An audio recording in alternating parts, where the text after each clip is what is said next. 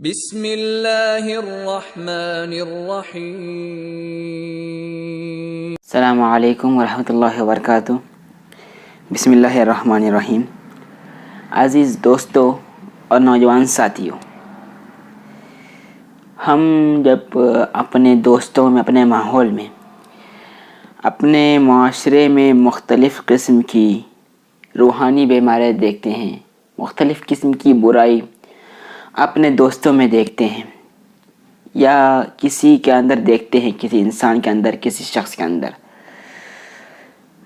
تو ہم اس کو اس عمل کے بنا پر، اس کے عمل کے بنا پر اس کی ذاتی دشمنی کرنے لگتے ہیں، انسان کی بنیاد پر دشمنی کرنے لگتے ہیں۔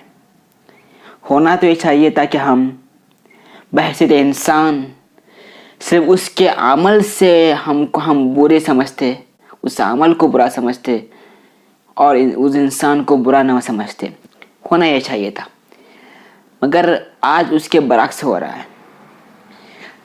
مثال کے طور پر جو بھی شخص سگریٹ پی رہا ہے یا شراب پی رہا ہے یا کوئی بھی منشیات کا استعمال کر رہا ہے، گٹکا کھا رہا ہے، تو اس شخص کی غلطی نہیں ہے، دراصل اس ماحول کی غلطی ہے، جس ماحول نے اس کے اندر یہ گندی عادتیں پیدا کر دی ہیں۔ ہم مختلف اجتماعات میں، مختلف جلسے جلوس میں ان برائیوں کے اوپر تو بیانات کرتے ہیں، مگر اس برائیوں کو کیسے نکالا جائے، اس کا حل نکالنے کی کوشش نہیں کرتے۔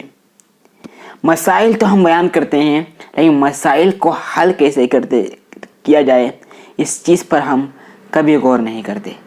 اس طرح سے کوئی بھی شخص ہو، کہ اس کا مذہب جو بھی ہو، بحیثیت انسان ہم کو انسانیت کا احترام کرنا ہے، اس کا عمل جو بھی ہو اس سے ہمارا کوئی تعلق نہیں، ہم عمل سے نفرت کریں، انسان کی برائی نہ کریں۔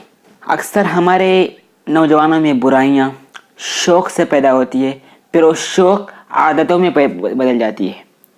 مثال کے طور پر ہمارے نوجوان کہیں جاتے ہیں، کہیں ٹور پہ، کہیں پکنک پہ جاتے ہیں، تو کئی ساتھیوں کی دیکھا دیکھی شوقیہ طور پر ایسی منشیات کا عمل کر بیٹھتے ہیں یا سگریٹ گٹکا ایسی چیز کر بیٹھتے ہیں، تو وہ شوق کبھی کبھی عادتوں میں بدل جاتی ہے۔ نبی کریم صلی اللہ علیہ وسلم نے بھی کبھی انسان سے دشمنی نہیں کی، چاہے آپ کا کتنا جانی دشمن ہی کیوں نہ ہو، اس کے عمل سے ہم کو نفرت تو ہونی چاہیے، مگر انسان سے نفرت نہیں ہونی چاہیے۔ نبی کریم صلی اللہ علیہ وسلم نے یہ پیغام دیا۔ آپ نبی کریم صلی اللہ علیہ وسلم کی زندگی کو اٹھا کر دیکھیے، جو بھی آپ کو ایذا دیتے تھے، جو بھی تکلیف دیتے تھے، آپ اس کے ساتھ حسن سلوک سے پیش آتے تھے۔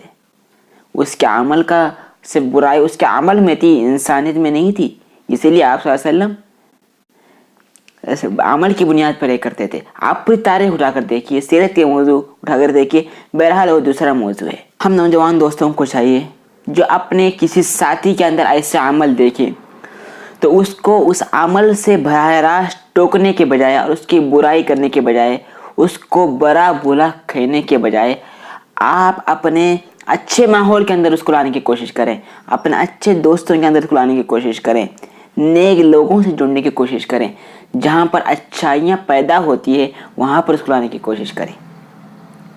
اور اگر آپ کو کسی کے اندر سے برائیاں ختم کرنی ہو، کہیں سے آپ گندی چیزیں ہٹانی ہو، تو اس ساتھی کو، دوست کو کبھی ایک دو بار اپنے ساتھ گھومنے گھمانے بھی لے جائیے، کبھی کسی بار ایک آدھ بار کھانے بھی ساتھ لے جائیے، اس لیے کہ جو بھی آپ کا برا دوست جو عمل سے ہوگا تو آپ کے ساتھ رہ کر اس کی برائیاں مٹ جائے گی۔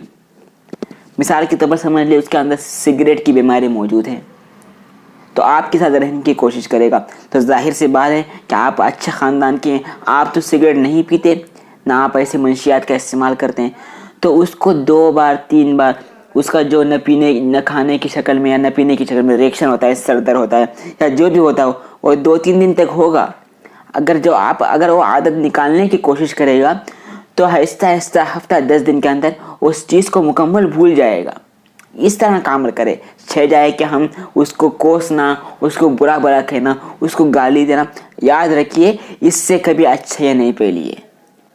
گالی دینے سے، برائیوں کو کسی بیان کرنے سے یا فلاں شخص ایسا ہے غیبت کرنے سے کبھی برائیاں نہیں مٹی ہے. برائیاں اگر مٹی ہے تو اچھی صحبت سے مٹی ہے, اچھے اخلاق سے مٹی ہے. آپ اس کو قریب کرنے کی کوشش کیجیے. میرے عزیز بھائیوں, ایک تو چند چیزیں تھی جو میرے ذہن میں آ گئی. انشاءاللہ پھر کسی وقت بیان کروں گا. میں اپنے ان لوگوں سے بھی کہنا چاہتا ہوں جو اس چیز میں ملوث ہیں, اللہ کے لیے دور رہیے, اپنی صحت کی فکر کیجیے, اس کے کیا نقصان ہے انشاءاللہ کسی وقت میں آپ کے سامنے تفصیل سے بیان کروں گا. آپ بھی مجھے دیجیے اجازت. السلام علیکم.